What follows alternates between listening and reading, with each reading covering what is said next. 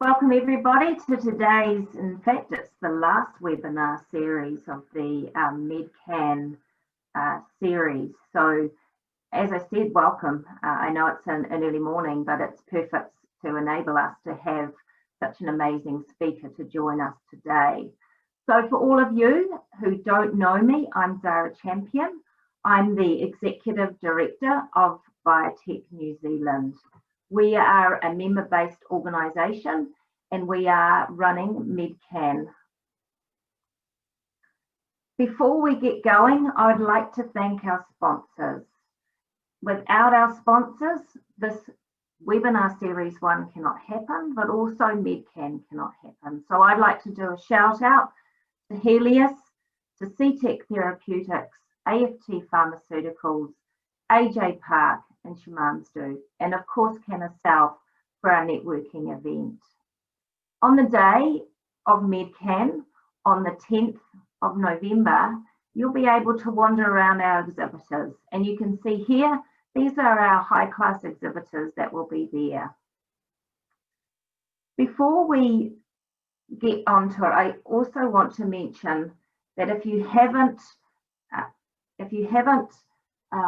registered for MedCan, because we're now in level 1, we've opened up the numbers that can attend because we're now in a new venue. So we're in the Aotea Centre and we are able to take more attendees. So if you haven't booked, please jump online, go onto the website and sign up for the 9th and 10th. Before we get underway, I just have a few housekeeping things to just cover off. All of you are on mute. If you have a question, please just jump into the Q&A function and just ask a question. We will be checking the chat, but really what we want you to do is to be asking those questions through the Q&A function. So thank you. Look, today is really exciting. I'm very, very excited to have Mara Gordon here presenting today. We have Mara Gordon, you know, she has just done so much for the industry, but she is a cannabis advocate, an entrepreneur and a researcher. She has harnessed her background as a process engineer to create therapeutic dosing regimes for thousands of patients around the world, and drastically improving their health, quality of life and longevity. Mara co-founded Aunt Zelda's back in 2011, and now Aunt Zelda's operated as a collective, bringing bespoke cannabis formulations to patients. Now, before we start with Mara's talk, I would like to hand you over to Paul from SCIEX. Now, without Paul, we wouldn't have been able to hold today's webinar as they are a sponsor of today's webinar. So thank you very much for SCIEX, and I will pass you over to Paul. Thank you, Zara. And let me just share my screen. Oh. All right. Zara, I can't share this until you stop sharing. There we go.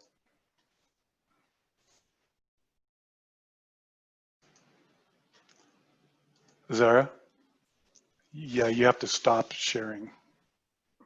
Cara, can you unshare your screen, please? Thank you. There we go. Oops, I still cannot share my screen. Somebody else is sharing their screen. So it looks like Cara is trying to unshare.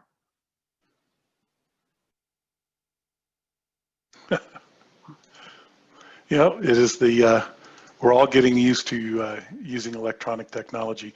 Real quickly, while we're working on the screen, I'll just introduce myself. I am Paul Winkler, Market Development Manager for our cannabis market for SCIEX.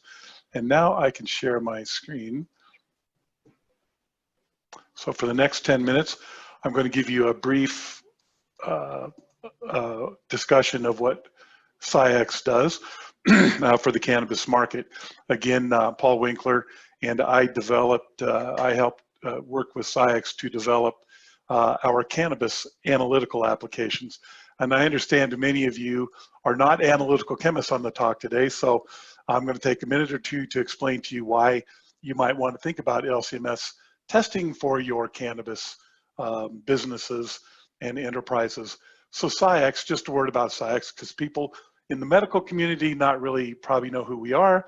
We make these instruments here called mass spectrometers. We make a range of them from our very least sensitive 3200 instrument up to a 6500, which is our flagship mass spectrometer. And basically, we increase in sensitivity. And these instruments are used for testing primarily for pesticides, as I'll talk about. Another just quick update on SCIEX. We are a global organization. We have an office down here in Melbourne, Australia, as well as around the world. And so we sell instruments globally. And we actually have been involved with cannabis analysis across the globe, places I never thought we'd see, such as South Africa and definitely over in Europe. So real quickly, I just want to go over with you what LCMS fundamentals are. You know, we have a complex matrix here in cannabis, but people also have residues like pesticides in them, and they're concerned from a health perspective. So for LCMS fundamentals, the first thing you have to do is try to separate the pesticides from the complex matrix. Because this is a mass spectrometer, we need to ionize them. Then we need to separate those ions, detect them, and generate a report. This is the basic workflow for LCMS. And here is kind of what the instrument looks like under the hood. We have an ion source here. And the reason LCMS is going to be important versus other techniques like ELISAs, like GCMS, like LC with a non-specific detector, with using LCMS, a lot of pesticides are thermally labile, and so they break apart when you heat them up. Therefore, gas chromatography is not always a technique you can apply across a wide range of compounds. So for thermally labeled compounds, LC is really your detection choice. The second thing is we have a collision cell here. What this collision cell does is it allows you to be highly selective. So we form ions here in the ion source.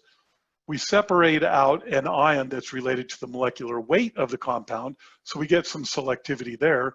Then we fragment that compound in a collision cell. Those fragments are very characteristic of the structure of the compound and generally are unique to that compound. So we have a retention time of a separation, a parent ion, and a fragment ion that are all very closely aligned with the compound. Thus, it's very highly selective. And this is important because in the cannabis matrix, you have to have something that's got very high selectivity as well as sensitivity to get to the very low detection limits required for the cannabis market. And so just wanted to give you an idea of what I'm talking about when I'm talking about LCMS. And now we're going to talk a little bit about some of the analytical considerations and a little bit about the cannabis market. And the first thing I want to start off with is a slide I've been using for a couple of years. I'm on kind of a personal crusade. You'll hear people in the United States and certainly North America talk about hemp and cannabis, and they're a little confused. Cannabis is the umbrella plant. These are all cannabis plants. Certainly in North America and in Europe, if a plant or a product has 0.3% tetrahydrocannabinol or less by dry weight, then it's hemp. If it's greater than 0.3% THC, then it's marijuana.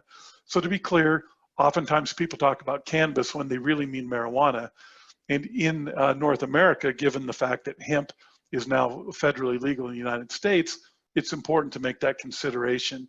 However, for me as an analytical chemist, hemp and marijuana really are the same because it's the cannabis plant, and the matrix isn't wildly different, except obviously for the cannabis profile. So I also want to talk a little bit about state of legalization. Because I live in the United States, I think this is a great place to start. And in some regards, legalization of cannabis, something that we've been working with here for about 7 years. We have a kind of a patchwork of legalization. These green states over here, such as the state of Colorado where I live, they actually have adult use legalization. So you don't have to have a doctor's permission to use any cannabis. You can use whatever product you want. These states that are over here in yellow, for example, Utah and Arizona, and over here, these are medical marijuana states. Originally in the United States, we started out with medical only, and now about half the country allows medical, where about a third of the country now allows adult use. For us, medical marijuana really, again, requires a doctor's slip so that you can go buy the material, and the intent is strictly for medicinal use. Also, it's worth noting a large swath of the United States allows CBD-only products, and with the legalization of hemp in the United States, theoretically CBD could be used in all the states, but technically CBD is still an illegal compound, even though the hemp plant itself is legal. All leads to the notion that there's a lot of confusion about what needs to be done in the world of cannabis analysis, certainly in the United States and in Europe, and I think everybody will follow along. But for us, as an analytical instrument manufacturer, we looked and said, okay, what kind of target compounds are going to be required that our instrumentation can address? And one of the class of the compounds is cannabinoids. In North America, people are looking at cannabinoids, the big five: tetrahydrocannabinol, THC, and its acid, CBD and its acid, and CBN. A lot of the other minor cannabinoids, the marketplace is interested in, but it's not required to be measured by regulation. We've also seen where people have been juicing their products with synthetic cannabinoids to make them more potent. So we have those in the panel of methods we've developed. Pesticides are a very big area of concern because we're now inhaling many of these products. The toxicology of inhaled pesticides are not nearly as well understood as they are from ingestion, when you eat things. Also, mycotoxins and terpenes are of interest. Mycotoxins are regulated. Terpenes, however, at least in the United States and Canada, are a suggested analyte, not a required analyte, but the consumers are highly interested in terpenes. So I want to talk to you about pesticides, because really for SCIEX, that's what drives our market opportunities. And really, one of the reasons that pesticides are so important is they're easily the most difficult analyte class in the world of cannabis to analyze for. And again, as I had said before, cannabis is very, very difficult, dirty matrix, and issues with ionization suppression, coelution, which can confuse the signal. Those things are very severe problems in cannabis, and so it is analytically very challenging.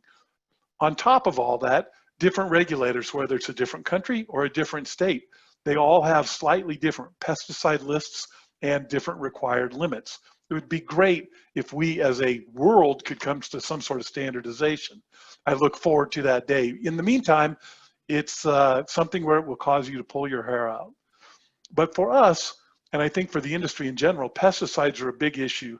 They have very large and important economic as well as public health impacts. An example, early on in the state of Colorado, we had a lot of industry pressure because people were starting to see pesticides in cannabis products. Regulators were starting to regulate it, but the growers and the manufacturers were concerned about the effect on their business, and they were pushing for regulators to loosen the limits.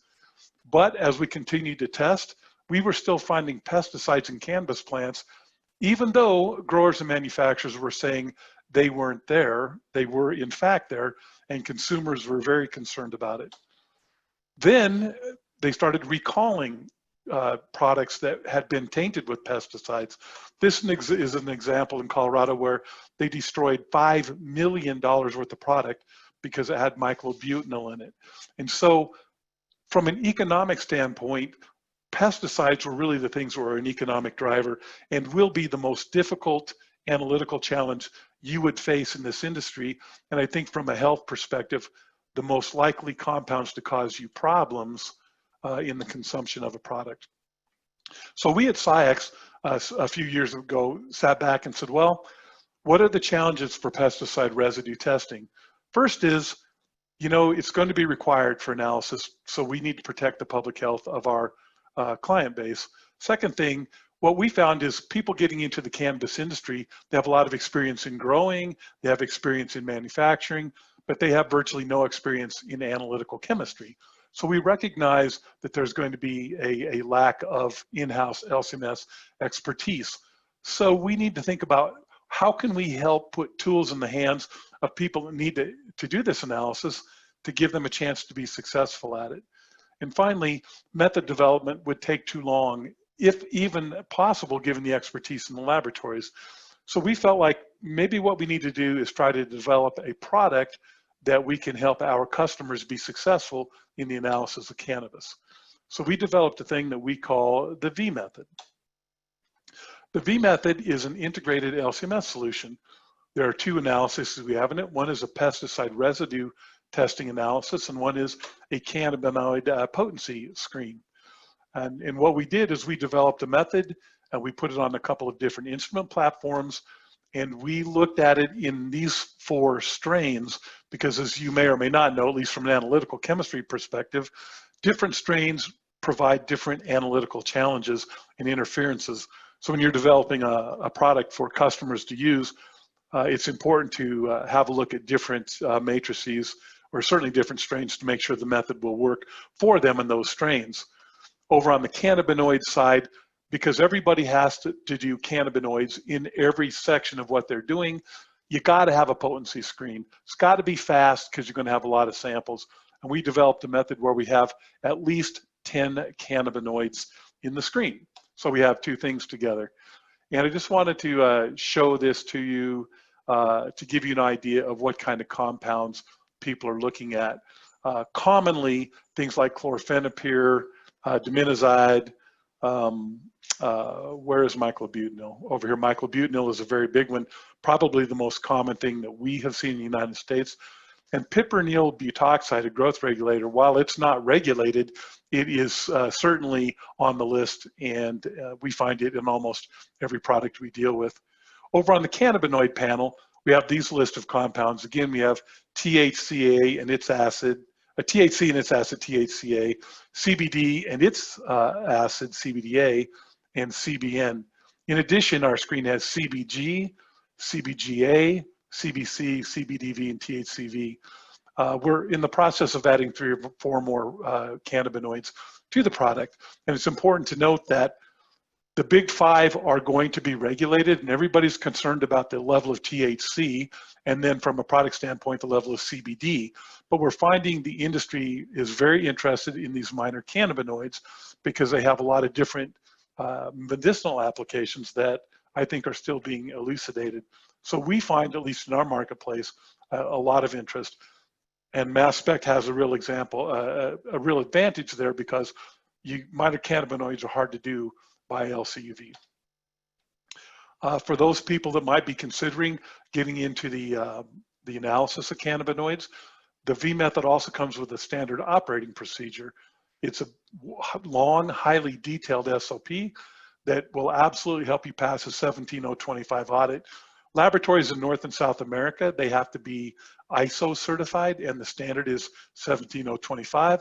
We've written an SOP that can be easily modified to meet the customized requirements of a lab that's looking to getting into the business. Along with that, we provide the acquisition method. So we've already done the method development for you. We have developed the quantitation method. So I guess the point here is you don't have to be an expert in LCMS. We have already built the framework, and along with our application support, can come in and get you up and analyzing samples in a very short time frame. And finally, we've developed custom report templates, and we can help customize those further because we found that every regulatory agency wants reports in a slightly different fashion. And so in summary, what I'd like to say is that LCMS is the tool to use, particularly for pesticide residue testing.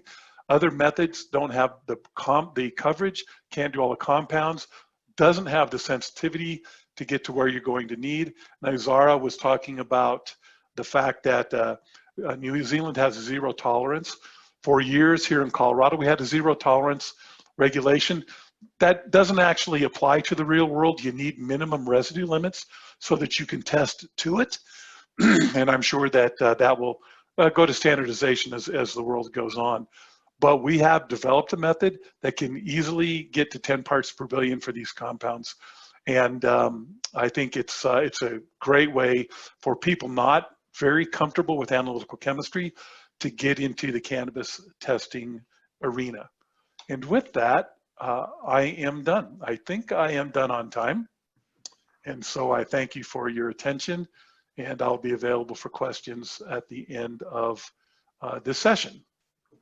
So thank you for the chance to get to you very quickly and explain LCMS to you.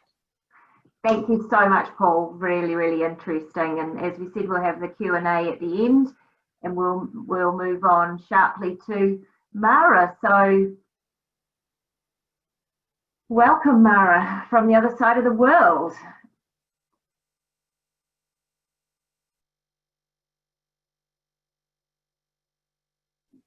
There we go. Not on mute anymore. Hi, welcome everybody. Thank you for coming this time of day. Can somebody just tell me if they can hear me or see my screen okay? I can hear you and I can see your screen. Perfect, perfect. Thank you so much.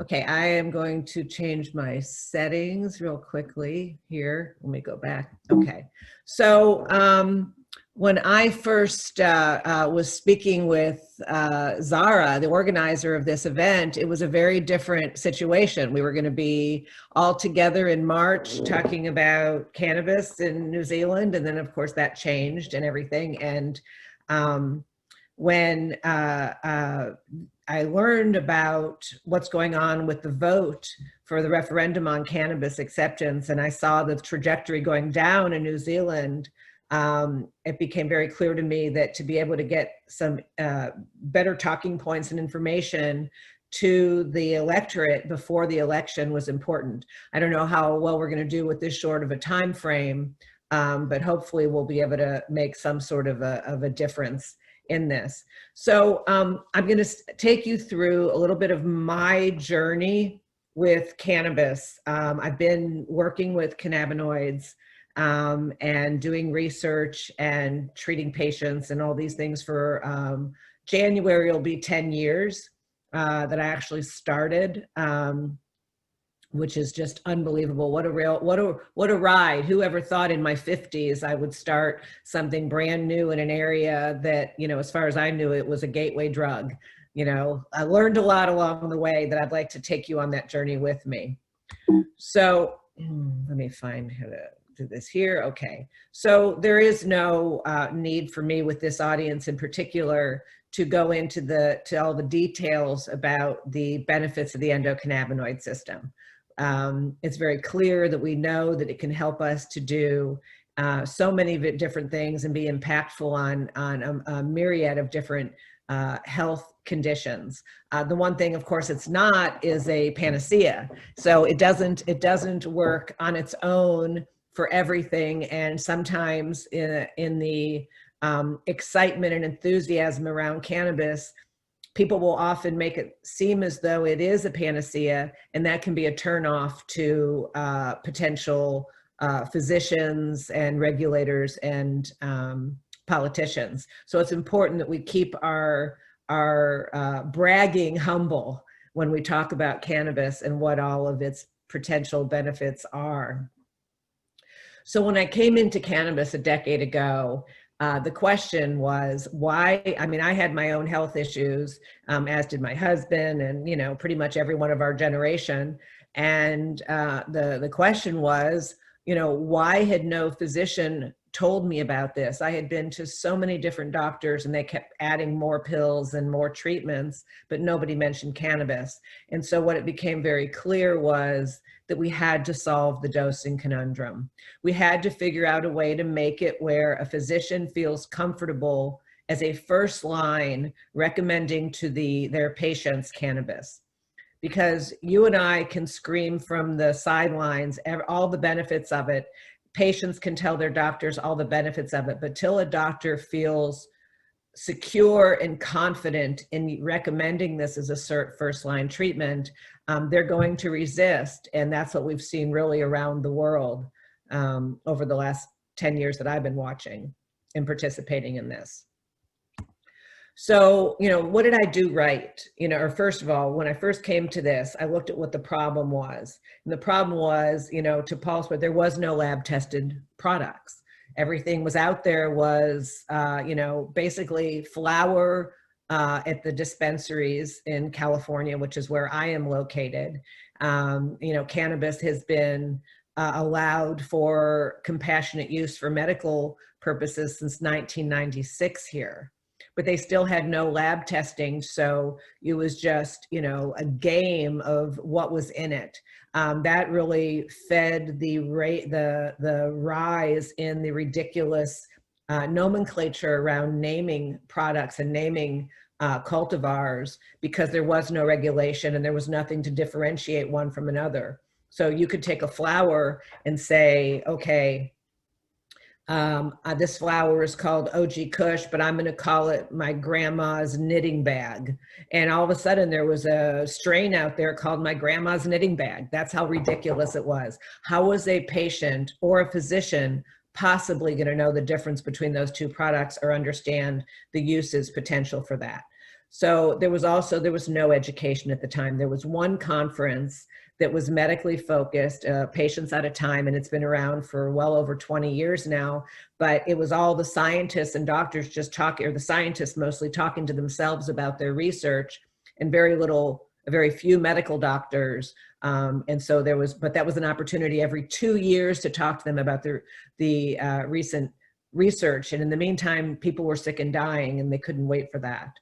Like I referred to before, sometimes the enthusiasm, when I first started working with cannabis, and I would hear people say some things that were just, you know, magical thinking. It's like, you know, when you start talking about this as though the plant is magic instead of chemistry, you're going to turn off scientists. The illegal market had the prices so high that it was, because of the high doses required for treating many diseases, it was very challenging for them to be able to even access or afford it.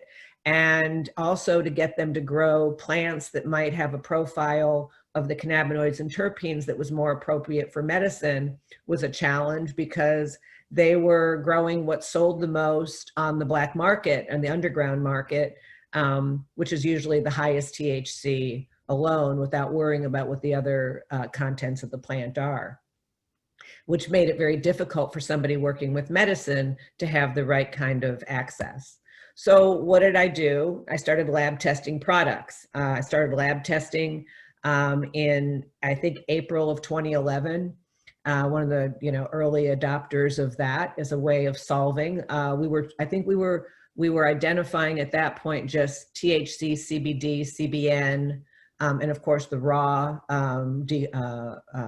with the carboxyl molecule intact. So we would look at the THCA, CBDA, and CBN. We did not separate out, I don't believe initially, the THC, looking at Delta 8 separately, which is very interesting now for a number of conditions.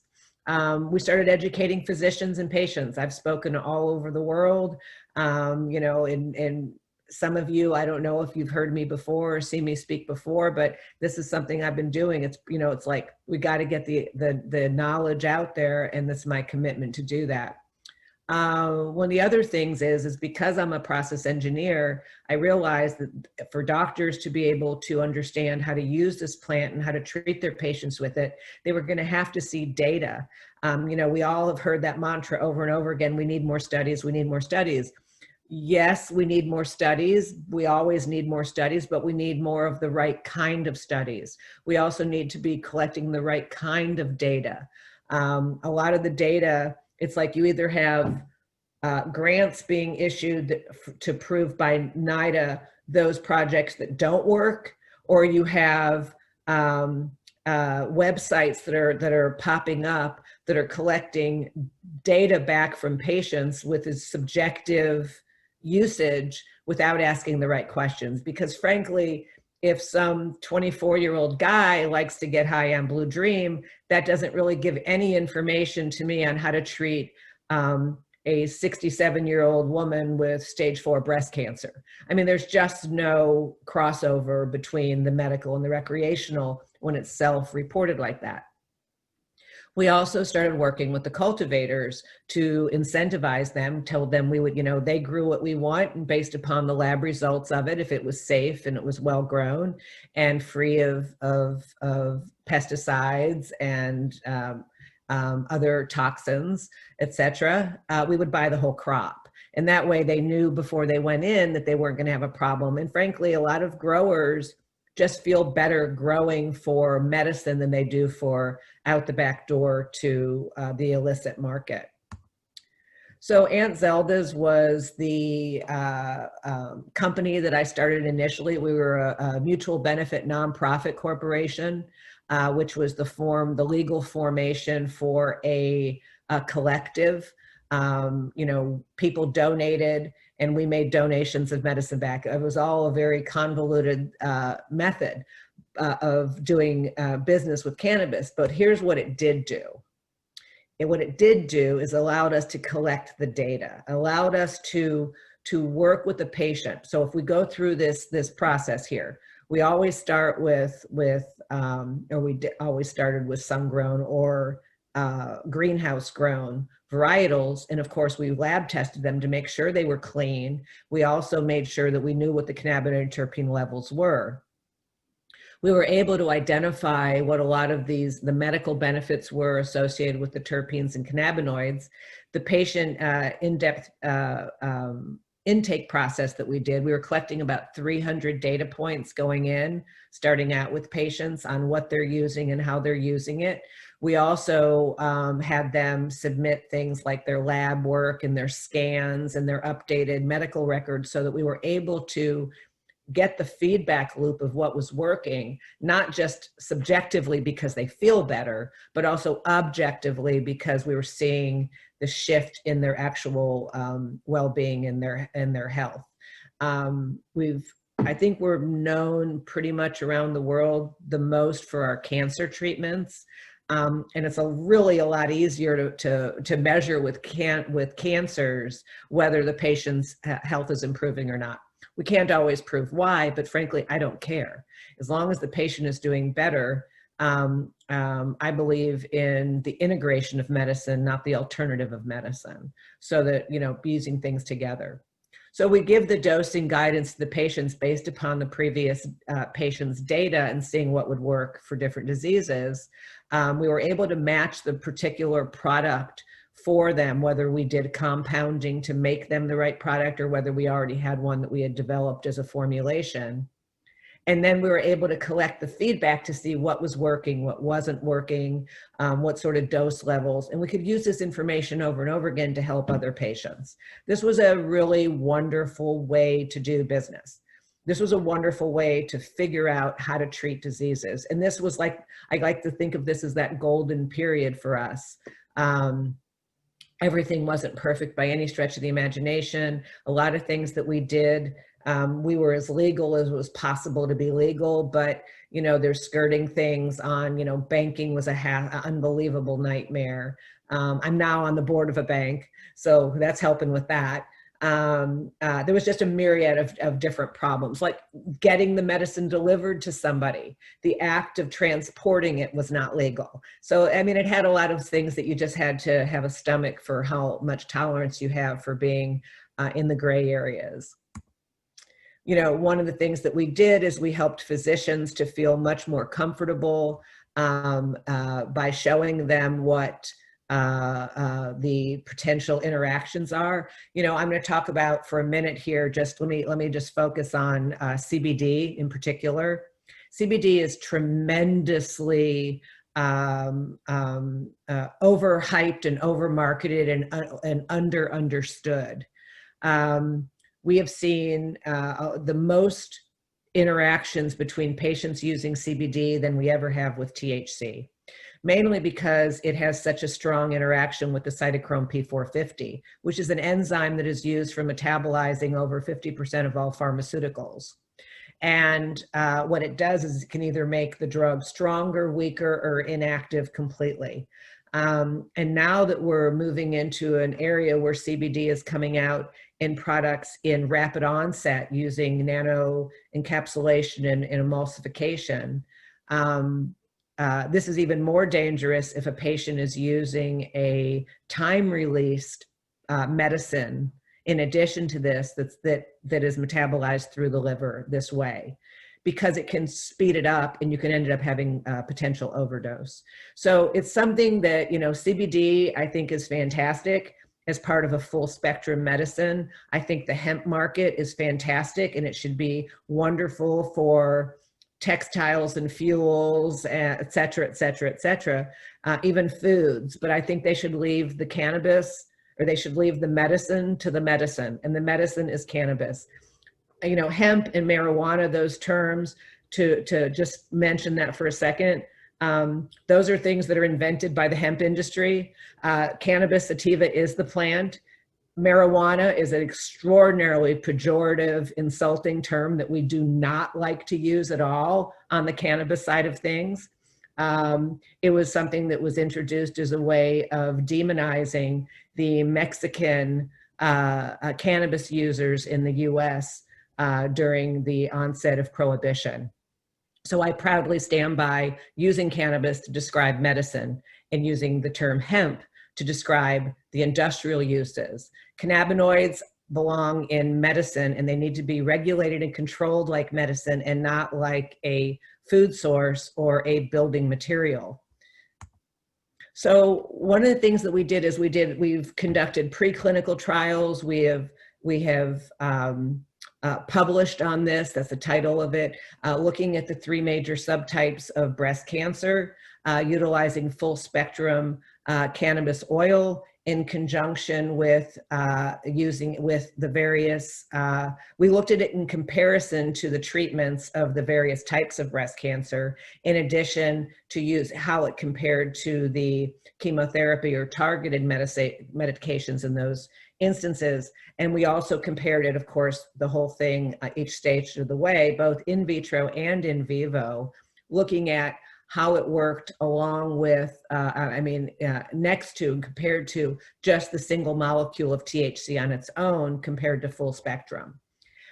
We also then took the 5 top terpenes that showed up in the lab results from the full spectrum, mixed those with the THC to see if that made a difference, and it didn't. It just does not work as well as a full spectrum medicine. And when I say full spectrum, I'm not talking about something that has been isolated or distilled down to its isolates or distillates and then mixed back together. I'm talking about a product that has been manufactured using a process that allows the profile of the medicine to stay intact throughout the process.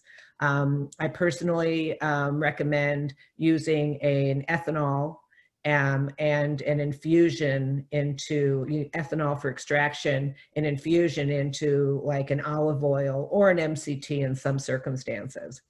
We also conducted clinical trials. One of the formulations that I'm showing there on the picture, the nighttime, that I developed for Aunt Zelda's, ended up going through clinical trials in Australia with Zelda Therapeutics. So, well, Zelda Therapeutics at the time. We've since merged with Illyra Healthcare in Pennsylvania to become multinational in that sense. But they're coming out with a product in Australia, I think in the coming months, that actually is based upon the results of those clinical trials. So, I mean, we were doing everything right. We were doing all the things. Remember, it's about solving the dosing and getting physicians to adopt cannabis and to feel comfortable with it. I have license agreements right now, of course, in California and South Africa and in Brazil. We've been manufacturing under CGMP guidelines all these years. Of course, we can't get certification for that in the US, but we can in South Africa. And then what happened? Proposition 64 in 2016 was passed, that went into effect fully in 2018. And we went through our process where, start out, understand the medicine, conduct the patient intake, provide the dosing guidance to patients, everything that we've done up to this point. But the difference is we could no longer provide the medicine to the patient. We could make the medicine, but we had to manufacture it and then send it through a distributor, and then the distributor had to sell it to a retailer. And then all of a sudden you've got a bud tender standing at a counter telling one of our patients that they should use a gummy bear or a topical to treat something that they need, something that's systemic. Or you had them saying, here, you want to smoke this flower, or how about trying out this vape cartridge?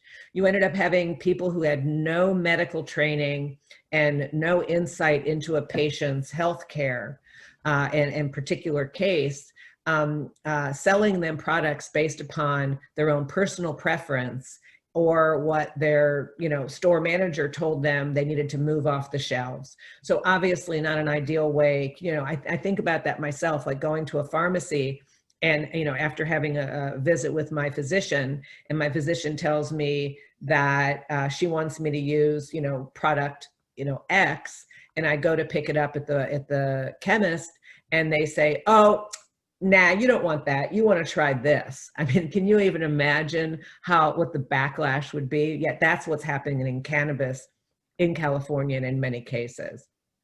And the saddest part of that is oftentimes these products either don't work or they're very uncomfortable. The dosing instructions aren't there, and the patient tries it and says, I tried it and I hated it and it didn't work for me. And they say, so the next time, there is no next time. They don't understand that there's 14,000 varietals. They don't understand that it comes in all these different ways and different dosing ratios. So it's like one and done. I tried it, didn't work for me, so that's that. And that is a failure. And that is, that's where we have been in California now since legalization here in, and what happened was it didn't become legal in the sense of, I mean, it's federally, it's still Schedule 1 in the United States. What they really did is they made it legal for recreational use. That's really the big change. And they took all of us that were operating in the medical world and shoved us into the same set of rules basically as the rec market.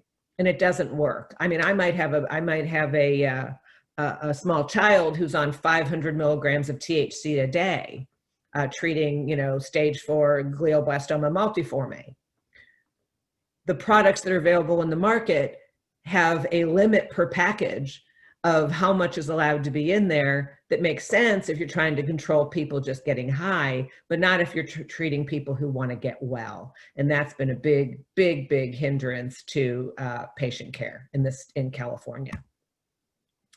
So I want to take a look now, since I understand most of you that are on this call today are industry in one form or another. So I want to talk to you a little bit about the opportunity if you keep your focus, or when you keep your focus on cannabis as a medicine and not on cannabis as a recreational product. All right, here's where the real opportunity and the real numbers are. Because right now there's, I mean, and I apologize to you all, my numbers are all based on the US. I did not have access to your type of numbers and the kind of data that I needed for New Zealand. So, but it should be able to give you the idea of the scope just by looking at it this way. But the pharmaceutical industry in the United States right now is $635 billion a year. All right.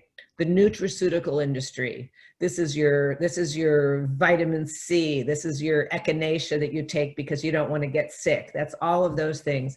That's $63.3 billion. Cannabis, 16.5. All right. So look at the difference in the potentials of these industries here. So if you take a look at this, it's like, okay, we know we can make inroads in what we're doing. So what we did right, of course, was we took a methodical approach to cannabis and patient care. We partnered with the physicians. I've been training physicians for years. We've had several that have worked for us for quite a few years that are seeing all of our patients. And then we collect the data that was needed to do it. And then we learned that, of course, patients have no desire to go to dispensaries. They do not understand how to use it. Most people have not tried cannabis. And this is a very, very important point. Everybody that's on this call today and everybody that you're treating with cannabis right now or you're providing cannabis to right now is an early adopter. Think about it that way. These are people that go out of their comfort zone and are proactively involved in their healthcare. What our experience has shown is that the vast majority of people have absolutely no idea about cannabis, nor do they have any interest in knowing about it. What they want is they want to go to their doctor. They want their doctor to say, I want you to take X, and they want to go home and take X. and they don't want to think about it again till tomorrow or this afternoon, however the instructions are, when they take X. You know, this happens to me so much. I was talking to a woman the other day, and I said to her, you know, I need to have a list of your pharmaceuticals and your supplements because there may be potential interactions, and we need to know that ahead of time. And she goes, well, you know, I take this one for my heart. And I'm like, okay, what is it? She goes, you know, it's that little pink one. And it's like, what am I supposed to do with that information, this little pink one? So that is who can benefit so much from cannabis, but has absolutely no access to it without it coming through a medical model with the physician guiding it, or a nurse practitioner, or whomever, whatever your style of healthcare is. But the physicians can't do this until they have education and until they understand and know how to use cannabis correctly with their patients, which is why I created what I did with the data and the platform that we've been using. But now we're introducing it. And I don't mean to be all salesy here. I promise I'm not.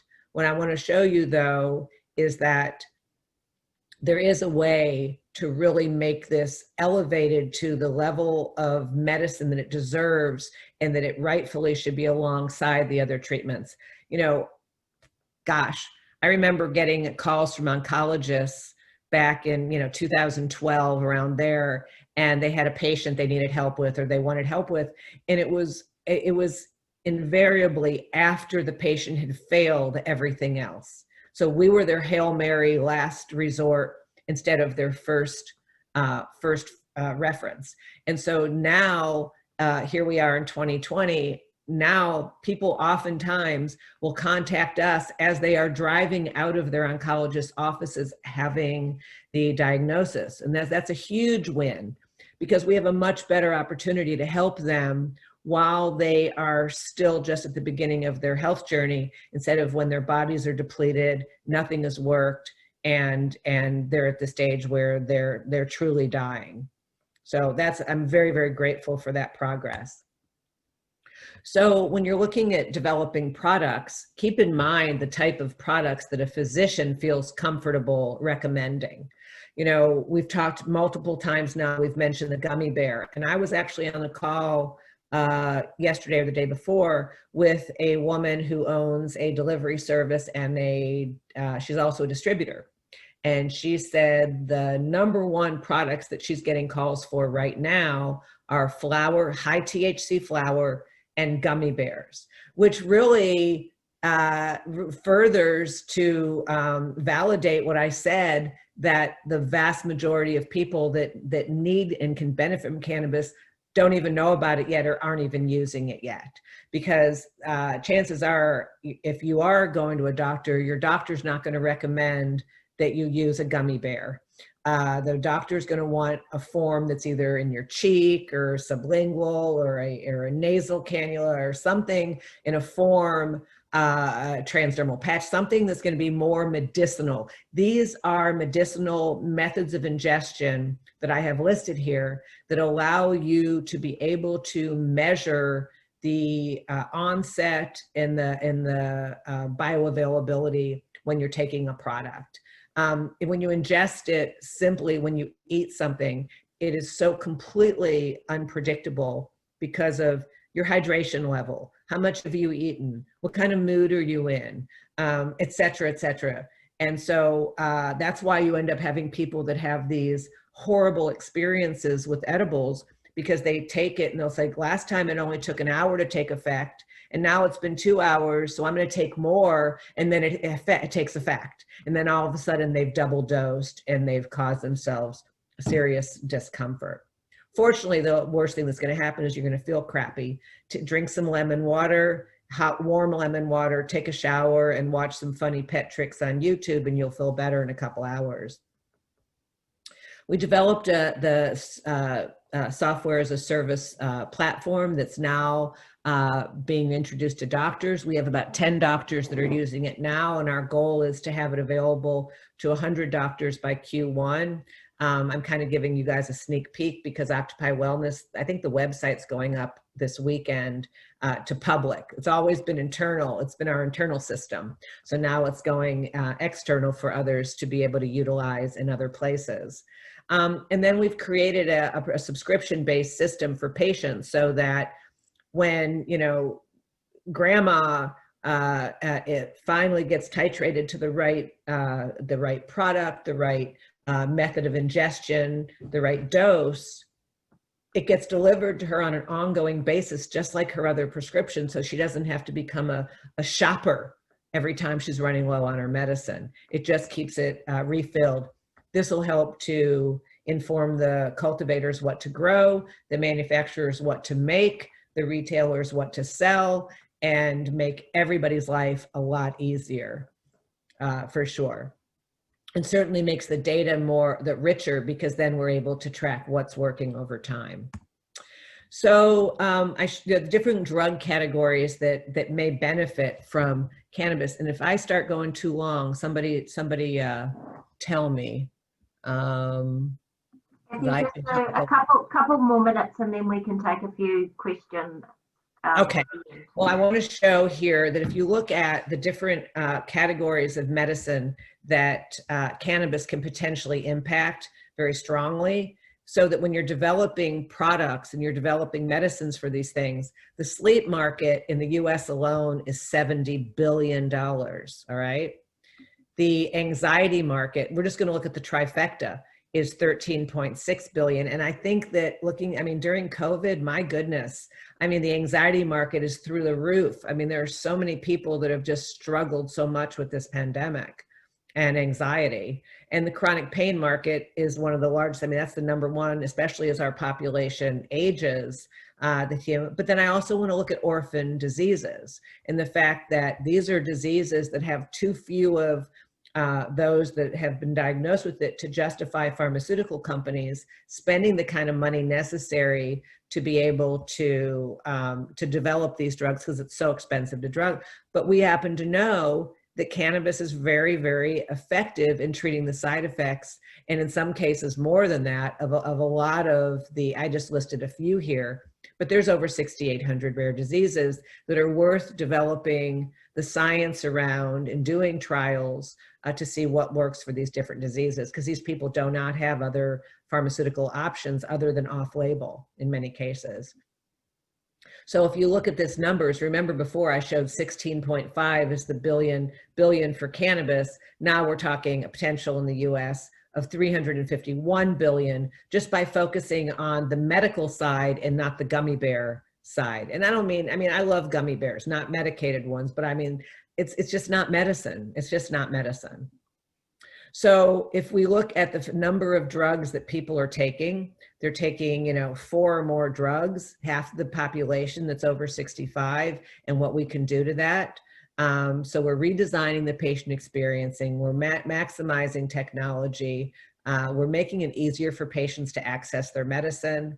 We're giving vetted products. So all the products that we're using are no longer just Aunt Zelda's, because we can do this anywhere. As long as we have a COA, as long as we have a lab test that shows all of the information that we need, we can analyze that and be able to determine whether it's a product to include and recommend, and how to recommend it and what it would be used for. So, and then we've done the same thing with the education for physicians, so that they now feel more comfortable using our platform and making recommendations for patients. Because if somebody's never worked with cannabis before, and all of a sudden they have a patient that's got a sleep disorder, and they come to them and they look at our system, it'll say, between this age group and this age, you use X number, here's your starting point of your target amount, and here's how do you titrate them to it. So it really holds their hand through the system beautifully. And this is what the bottom line is, and this is what's most important.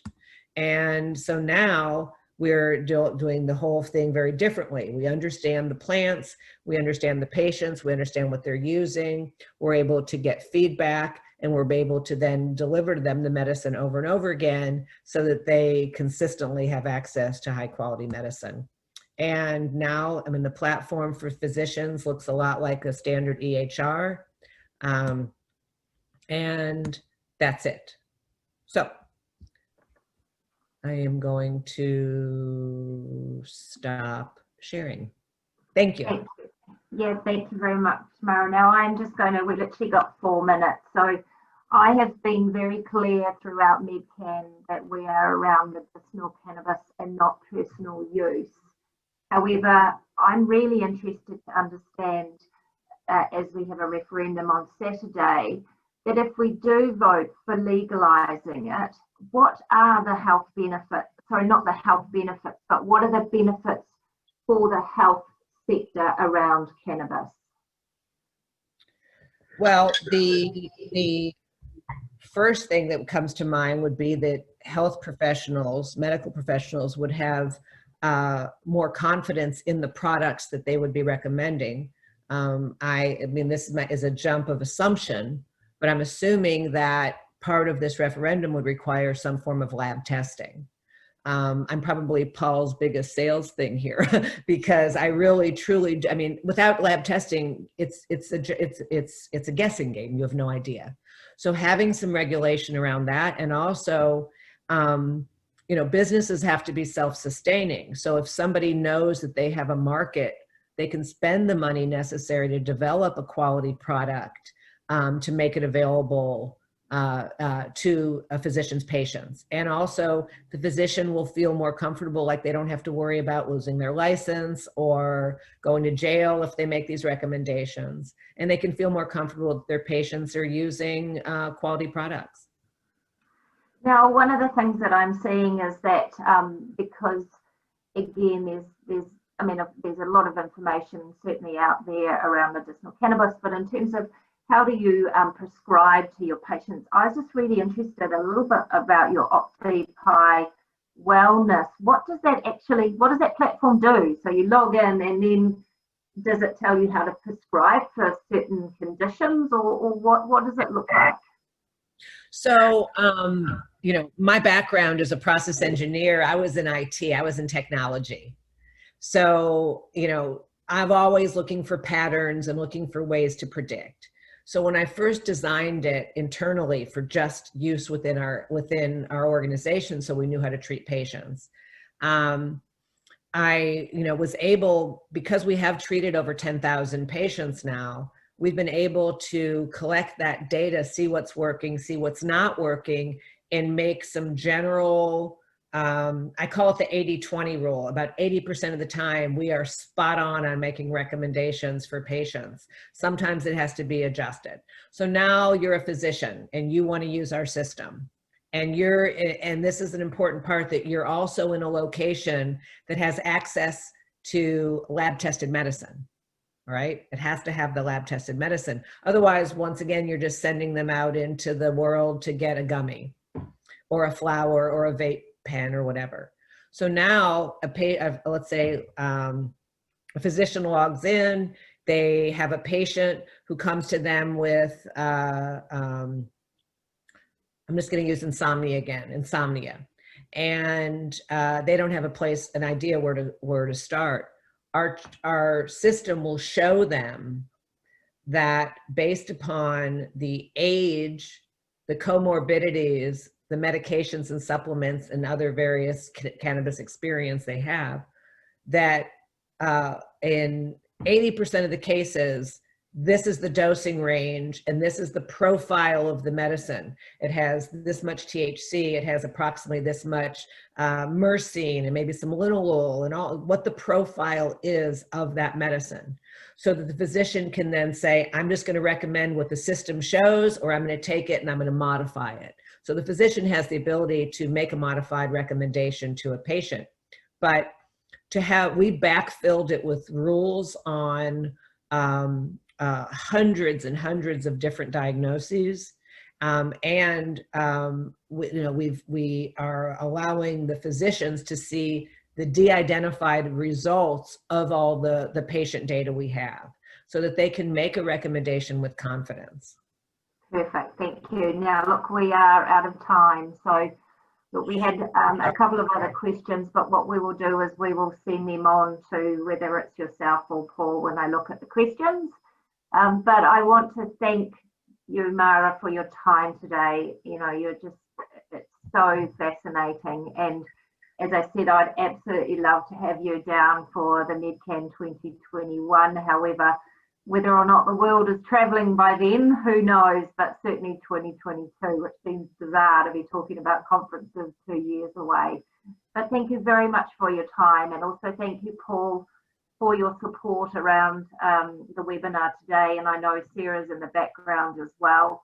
So thank you very much again for the support there. And Mara, we won't be seeing you at MedCan this year on the 9th and 10th of November, but thank you very much for your time and your support, and for, you know, being a bit of a phone a friend when I've needed some help. So appreciate that.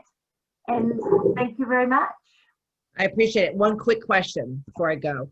Are you going to send me the questions that are unanswered? Yes. Yes, Excellent. you will receive those. All right, very good. Thank you. Thank you all.